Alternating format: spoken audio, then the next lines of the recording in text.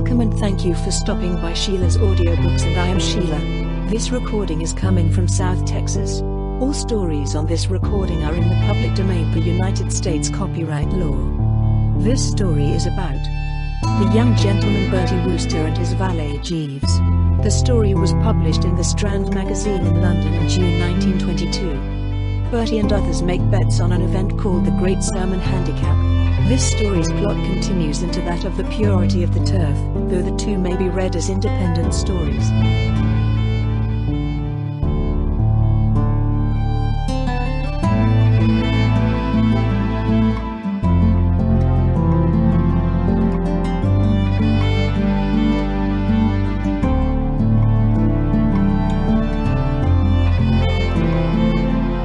The Great Sermon Handicap.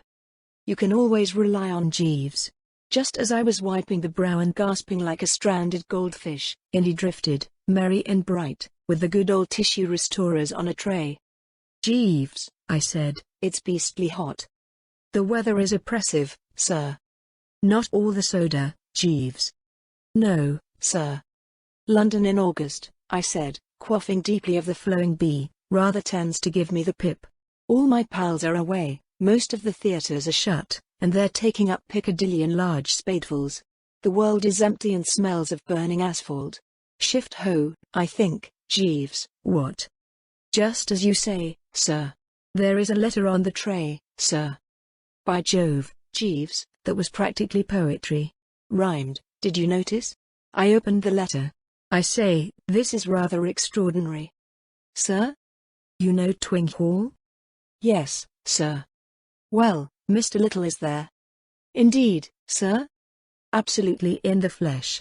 He's had to take another of those tutoring jobs. I don't know if you remember, but immediately after that fearful mix-up at Goodwood, young Bingo Little, a broken man, had touched me for a tenner and whizzed silently off into the unknown.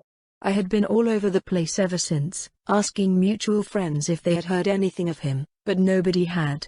And all the time he had been at Twing Hall. Rummy. And I'll tell you why it was rummy. Twing Hall belongs to old Lord Wickhammersley, a great pal of my governor's when he was alive, and I have a standing invitation to pop down there when I like. I generally put in a week or two sometime in the summer, and I was thinking of going there before I read the letter. And, what's more, Jeeves, my cousin Claude, and my cousin Eustace, you remember them?" "Very vividly, sir." "Well, they're down there, too, reading for some exam. Or rather with the vicar. I used to read with him myself at one time. He's known far and wide as a pretty hot coach for those of fairly feeble intellect. Well, when I tell you he got me through Smalls, you'll gather that he's a bit of a hummer. I call this most extraordinary." I read the letter again. It was from Eustace. Claude and Eustace are twins, and more or less generally admitted to be the curse of the human race. "The Vicarage, Twing Hall, Gloucestershire. Dear Bertie, do you want to make a bit of money? I hear you had a bad Goodwood, so you probably do. Well, come down here quick and get in on the biggest sporting event of the season. I'll explain when I see you, but you can take it from me it's all right. Claude and I are with a reading party at Old Heppenstall's. There are 9 of us, not counting your pal Bingo Little, who is tutoring the kid up at the hall. Don't miss this golden opportunity, which may never occur again. Come and join us. Yours, Eustace." I handed this to Jeeves. He studied it thoughtfully. "What do you make of it?" "A rummy communication, what?" "Very high-spirited young gentlemen, sir, Mr. Claude and Mr. Eustace. Up to some game, I should be disposed to imagine." "Yes. But what game, do you think?" "It is impossible to say, sir. Did you observe that the letter continues over the page?" What?" I grabbed the thing. This was what was on the other side of the last page: Sermon Handicap. Runners and betting. Probable starters. Reverend Joseph Tucker Badgwick, scratch. Reverend Leonard Starkey Stapleton, scratch. Reverend Alexander Jones Upper Bingley, receives 3 minutes. Reverend W. Dix Little Clifton in the Wold, receives 5 minutes. Reverend Francis Heppenstall Twing, receives 8 minutes. Reverend Cuthbert Dibble Boosted Parva, receives 9 minutes.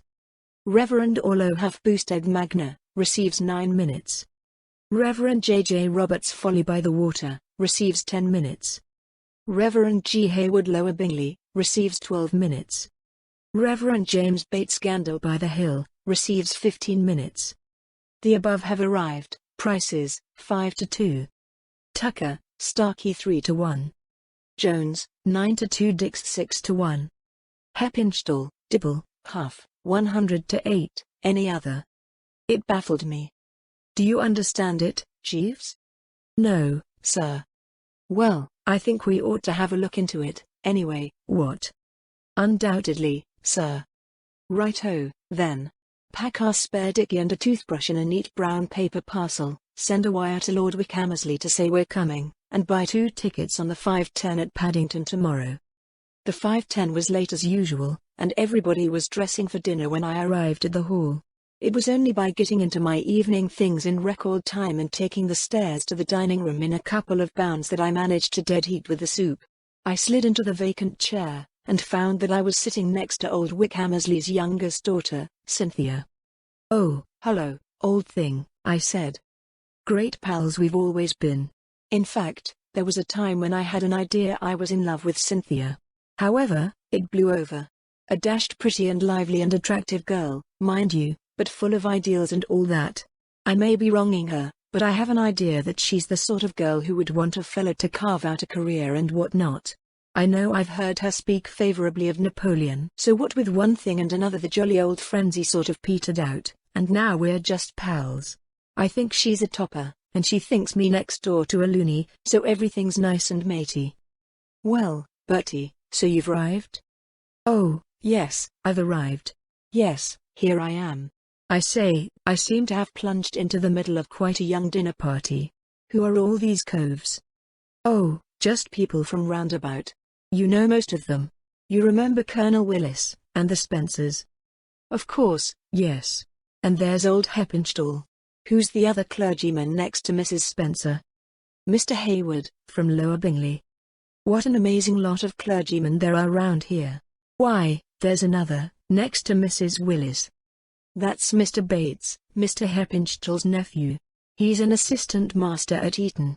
He's down here during the summer holidays, acting as locum tenens for Mr. Spettig, the rector of Gandle by the Hill. I thought I knew his face. He was in his 4th year at Oxford when I was a fresher. Rather a blood. Got his rowing blue and all that." I took another look round the table, and spotted young Bingo. "Ah, there he is," I said. "There's the old egg." "There's who?" "Young Bingo Little. Great pal of mine. He's tutoring your brother, you know." "Good gracious.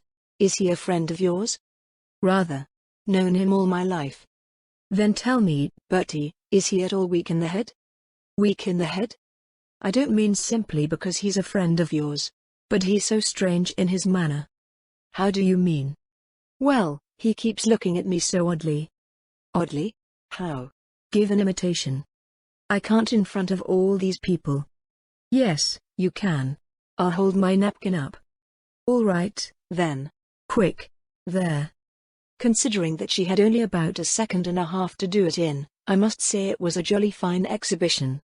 She opened her mouth and eyes pretty wide and let her jaw drop sideways, and managed to look so like a dyspeptic calf that I recognized the symptoms immediately. "Oh, that's all right," I said. "No need to be alarmed. He's simply in love with you." "In love with me? Don't be absurd." "My dear old thing, you don't know young Bingo. He can fall in love with anybody." "Thank you." "Oh, I didn't mean it that way, you know. I don't wonder at his taking to you. Why, I was in love with you myself once." "Once? Ah, and all that remains now are the cold ashes? This isn't one of your tactful evenings, Bertie." "Well, my dear sweet thing, dash it all, considering that you gave me the bird and nearly laughed yourself into a permanent state of hiccups when I asked you." "Oh, I'm not reproaching you. No doubt there were faults on both sides. He's very good looking, isn't he?" "Good looking? Bingo? Bingo good looking?" "No, I say, come now, really." "I mean, compared with some people," said Cynthia. Some time after this, Lady Wickhammersley gave the signal for the females of the species to leg it, and they duly stampeded. I didn't get a chance of talking to young Bingo when they'd gone, and later, in the drawing room, he didn't show up. I found him eventually in his room, lying on the bed with his feet on the rail, smoking a toofer. There was a notebook on the counterpane beside him. "Hello, old scream," I said. "Hello, Bertie," he replied, in what seemed to me rather a moody, distrait sort of manner. "Rummy finding you down here. I take it your uncle cut off your allowance after the Goodwood binge and you had to take this tutoring job to keep the wolf from the door?" "Correct," said young Bingo, tersely. "Well, you might have let your pals know where you were."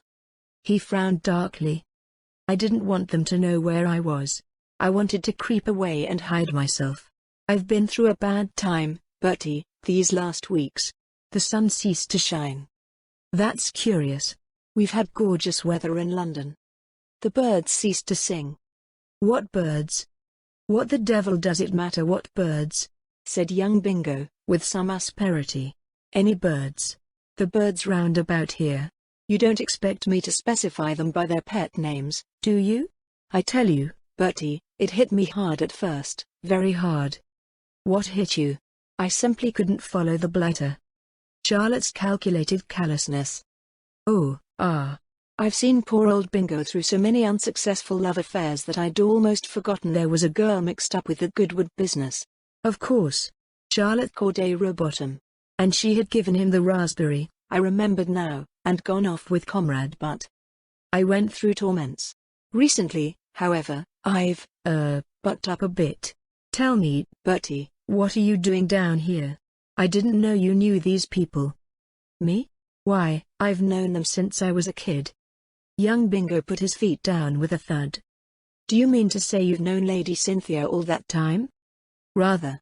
She can't have been 7 when I met her first." "Good Lord," said young Bingo. He looked at me for the first time as though I amounted to something, and swallowed a mouthful of smoke the wrong way. "I love that girl, Bertie," he went on, when he'd finished coughing. "Yes? Nice girl, of course." He eyed me with pretty deep loathing. "Don't speak of her in that horrible casual way. She's an angel." "An angel? Was she talking about me at all at dinner, Bertie?" "Oh, yes." "What did she say?" "I remember one thing. She said she thought you good-looking."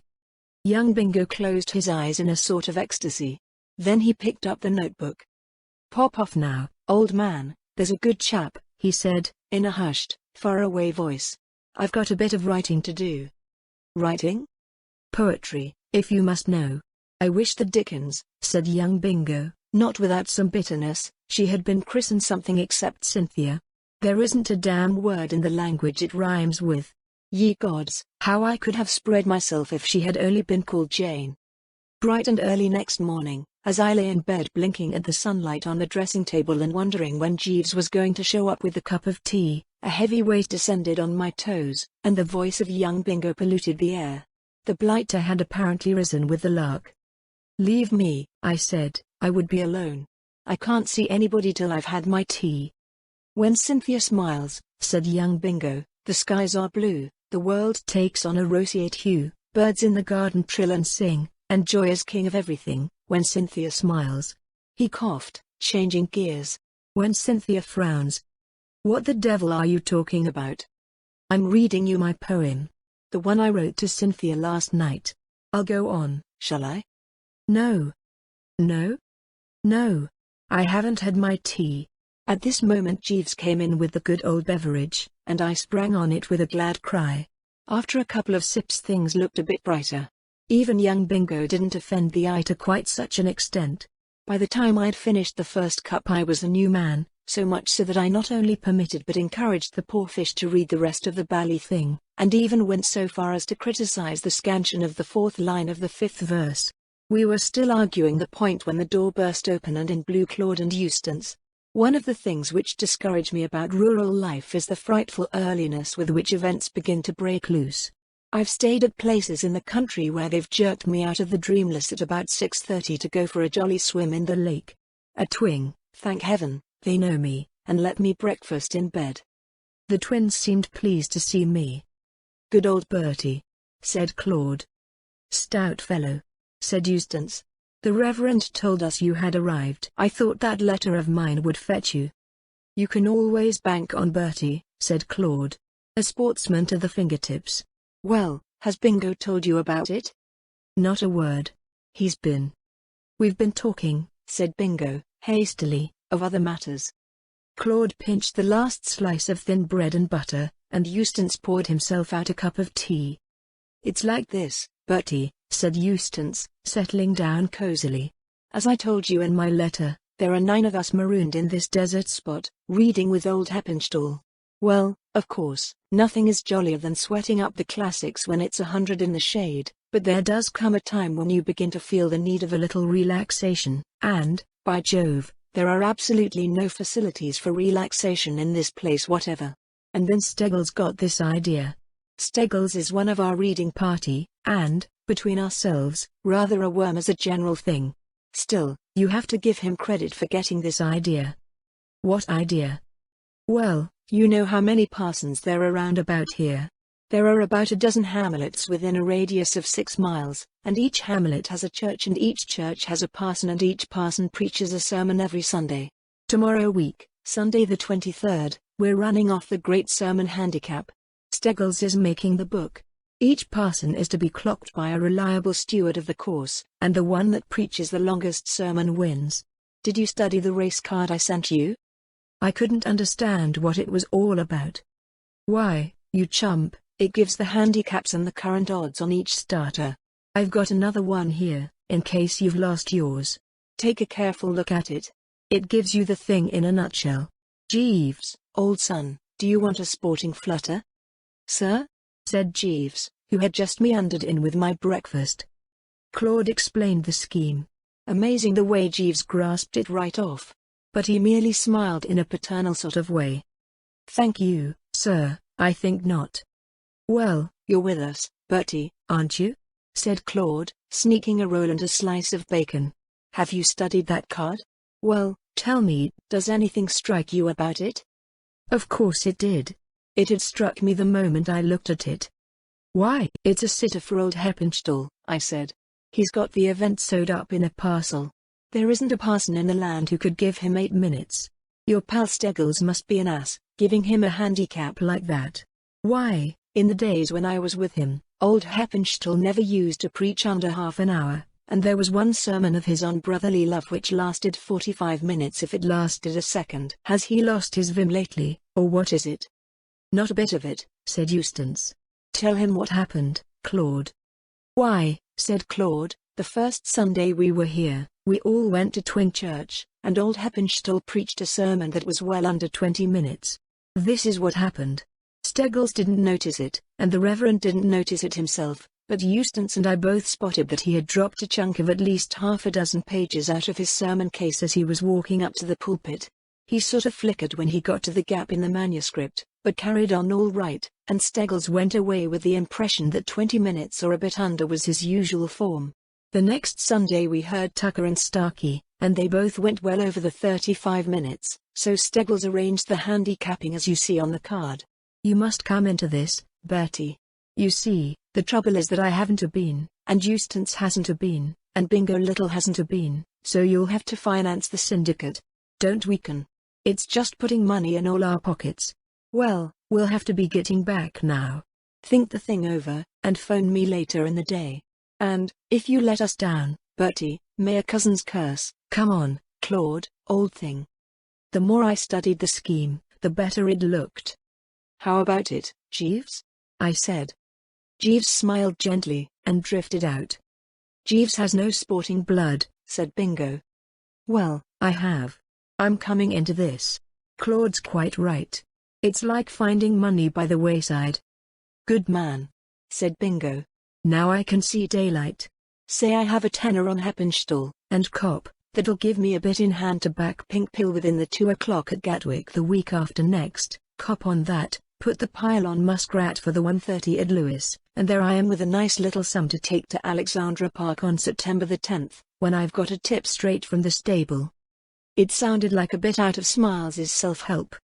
And then, said young Bingo, I'll be in a position to go to my uncle and beard him in his lair somewhat. He's quite a bit of a snob, you know, and when he hears that I'm going to marry the daughter of an earl. I say, old man, I couldn't help saying, "Aren't you looking ahead rather far?" "Oh, that's all right. It's true nothing's actually settled yet, but she practically told me the other day she was fond of me." "What?"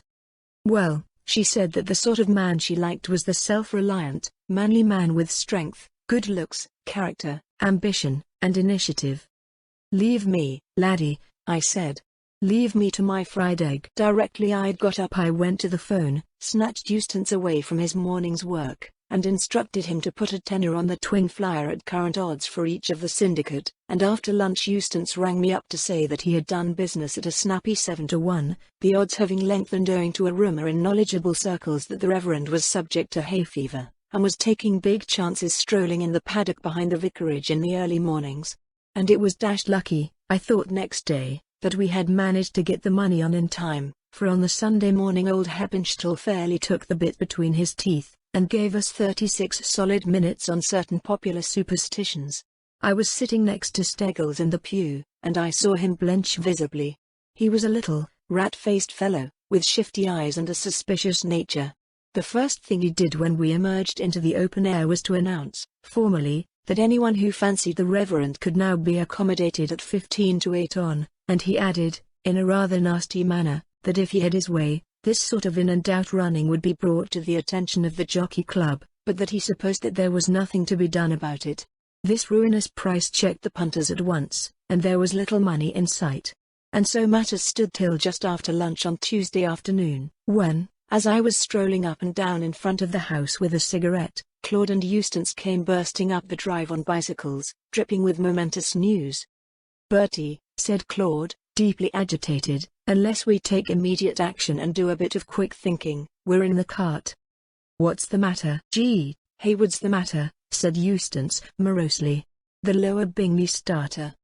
"We never even considered him," said Claude. "Somehow or other, he got overlooked. It's always the way. Steggles overlooked him. We all overlooked him.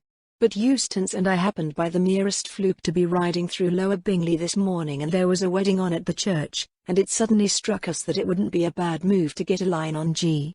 Haywood's form, in case he might be a dark horse." "And it was jolly lucky we did," said Eustace. He delivered an address of 26 minutes by Claude's stopwatch. "At a village wedding, mark you. What'll he do when he really extends himself?" "There's only one thing to be done, Bertie," said Claude. "You must spring some more funds, so that we can hedge on Haywood and save ourselves." "But—" "Well, it's the only way out." "But I say, you know, I hate the idea of all that money we put on Heppenstall being chucked away." "What else can you suggest? You don't suppose the Reverend can give this absolute marvel a handicap and win, do you?"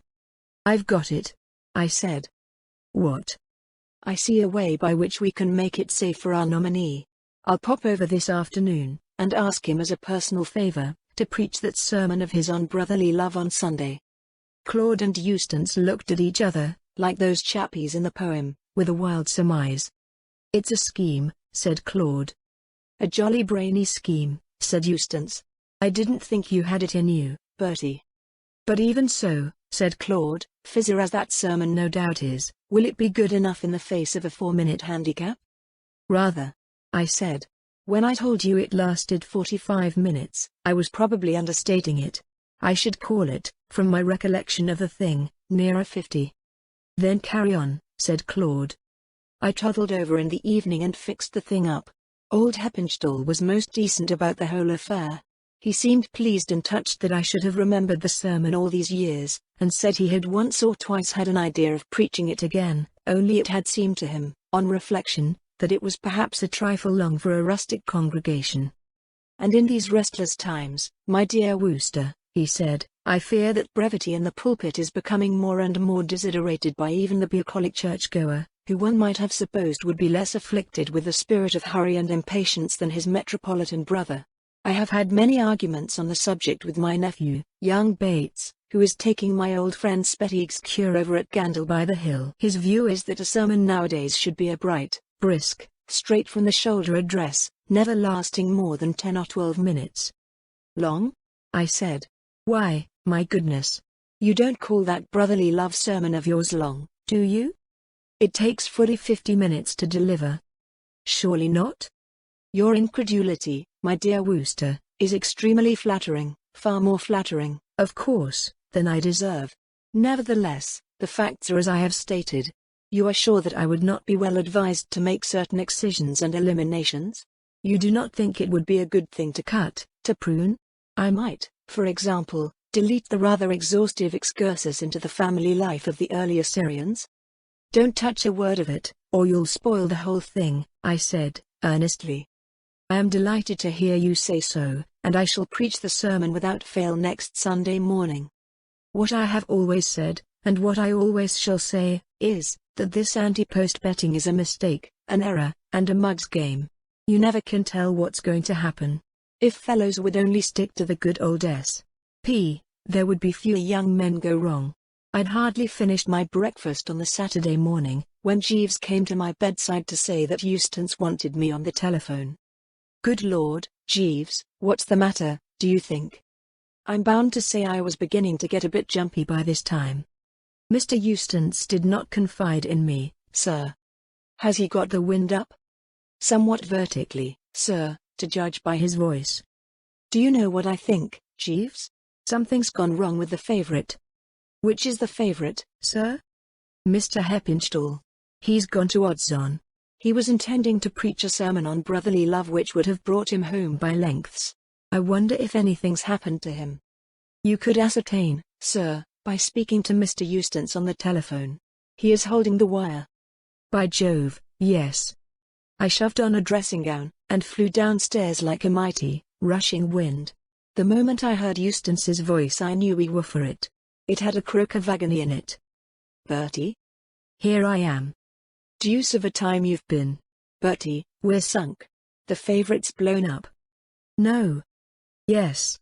Coughing in his stable all last night. What? Absolutely. Hay fever. Oh, my sainted aunt. The doctor is with him now, and it's only a question of minutes before he's officially scratched. That means the curate will show up at the post instead, and he's no good at all. He is being offered at 100 to 6, but no takers. What shall we do? I had to grapple with the thing for a moment in silence. Eustace. Hello? What can you get on G. Hayward? Only 4 to 1 now. I think there's been a leak, and Steggles has heard something. The odds shortened late last night in a significant manner. Well, 4 to 1 will clear us. Put another fiver all round on G. Hayward for the syndicate. That'll bring us out on the right side of the ledger. If he wins. What do you mean? I thought you considered him a cert, bar Heppenstall. I'm beginning to wonder, said Eustace, gloomily, if there's such a thing as a cert. In this world. I'm told the Reverend Joseph Tucker did an extraordinarily fine trial gallop at a mothers' meeting over at Badgwick yesterday. However, it seems our only chance. So long. Not being one of the official stewards, I had my choice of churches next morning, and naturally I didn't hesitate. The only drawback to going to Lower Bingley was that it was 10 miles away, which meant an early start, but I borrowed a bicycle from one of the grooms and tooled off. I had only Eustace's word for it that G. Hayward was such a stayer, and it might have been that he had showed too flattering form at that wedding where the twins had heard him preach, but any misgivings I may have had disappeared the moment he got into the pulpit. Eustace had been right. The man was a trier. He was a tall, rangy-looking grey beard, and he went off from the start with a nice, easy action, pausing and clearing his throat at the end of each sentence, and it wasn't 5 minutes before I realized that here was the winner. His habit of stopping dead and looking round the church at intervals was worth minutes to us, and in the home stretch we gained no little advantage owing to his dropping his pince-nez and having to grope for them. At the 20-minute mark he had merely settled down. 25 minutes saw him going strong. And when he finally finished with a good burst, the clock showed 35 minutes 14 seconds. With the handicap which he had been given, this seemed to me to make the event easy for him, and it was with much bonhomie and goodwill to all men that I hopped onto the old bike and started back to the hall for lunch. Bingo was talking on the phone when I arrived. Fine. Splendid. Topping. He was saying. Eh? Oh, we needn't worry about him. Right, oh, I'll tell Bertie. He hung up the receiver and caught sight of me. Oh, hello, Bertie, I was just talking to Eustace. It's all right, old man. The report from Lower Bingley has just got in. G. Hayward Rump's home. I knew he would. I've just come from there. Oh, were you there? I went to Badgwick. Tucker ran a splendid race, but the handicap was too much for him. Starkey had a sore throat and was nowhere. Roberts, a Folly by the Water, ran third. Good old G. Hayward, said Bingo, affectionately, and we strolled out onto the terrace. Are all the returns in, then? I asked. All except Gandle by the Hill. But we needn't worry about Bates. He never had a chance. By the way, poor old Jeeves loses his tenner. Silly ass. Jeeves? How do you mean? He came to me this morning, just after you had left, and asked me to put a tenner on Bates for him. I told him he was a chump and begged him not to throw his money away, but he would do it. I beg your pardon, sir. This note arrived for you just after you had left the house this morning. Jeeves had materialized from nowhere, and was standing at my elbow. Eh? What? Note? The Reverend Mr. Heppenstall's butler brought it over from the vicarage, sir. It came too late to be delivered to you at the moment. Young Bingo was talking to Jeeves like a father on the subject of betting against the form book. The yell I gave made him bite his tongue in the middle of a sentence. What the dickens is the matter? He asked, not a little peeved. We're dished. Listen to this. I read him the note. The Vicarage. Twing, Gloucestershire. My dear Wooster. As you may have heard, circumstances over which I have no control will prevent my preaching the sermon on brotherly love for which you made such a flattering request. I am unwilling, however, that you shall be disappointed, so, if you will attend divine service at Gandle by the Hill this morning, you will hear my sermon preached by young Bates, my nephew. I have lent him the manuscript at his urgent desire, for, between ourselves, there are wheels within wheels. My nephew is one of the candidates for the headmastership of a well-known public school, and the choice has narrowed down between him and one rival. Late yesterday evening James received private information that the head of the Board of Governors of the school proposed to sit under him this Sunday in order to judge of the merits of his preaching, a most important item in swaying the board's choice. I acceded to his plea that I lend him my sermon on brotherly love, of which, like you, he apparently retains a vivid recollection. It would have been too late for him to compose a sermon of suitable length in place of the brief address which, mistakenly, in my opinion, he had designed to deliver to his rustic flock, and I wished to help the boy. Trusting that his preaching of the sermon will supply you with as pleasant memories as you say you have of mine, I remain cordially yours, F. Heppenstall. P.S. The hay fever has rendered my eyes unpleasantly weak for the time being, so I am dictating this letter to my butler, Brookfield, who will convey it to you. I don't know when I've experienced a more massive silence than the one that followed my reading of this cheery epistle. Young Bingo gulped once or twice, and practically every known emotion came and went on his face. Jeeves coughed one soft, low, gentle cough like a sheep with a blade of grass stuck in its throat, and then stood gazing serenely at the landscape. Finally young Bingo spoke. Great Scott! He whispered, hoarsely. An S.P. job. I believe that is the technical term, sir, said Jeeves. So you had inside information, dash it, said young Bingo. Why, yes, sir, said Jeeves. Brookfield happened to mention the contents of the note to me when he brought it. We are old friends. Bingo registered grief, anguish, rage, despair, and resentment. Well, all I can say, he cried, is that it's a bit thick. Preaching another man's sermon. Do you call that honest? Do you call that playing the game? Well, my dear old thing, I said, be fair. It's quite within the rules. Clergymen do it all the time. They aren't expected always to make up the sermons they preach. Jeeves coughed again, and fixed me with an expressionless eye.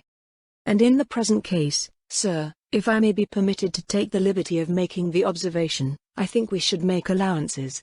We should remember that the securing of this headmastership meant everything to the young couple.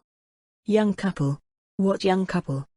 The Reverend James Bates, sir, and Lady Cynthia. I am informed by her ladyship's maid that they have been engaged to be married for some weeks, provisionally, so to speak, and his lordship made his consent conditional on Mr. Bates securing a really important and remunerative position. Young Bingo turned a light green. Engaged to be married? Yes, sir. There was a silence. I think I'll go for a walk, said Bingo. But, my dear old thing, I said, it's just lunchtime. The gong will be going any minute now. I don't want any lunch, said Bingo. The end.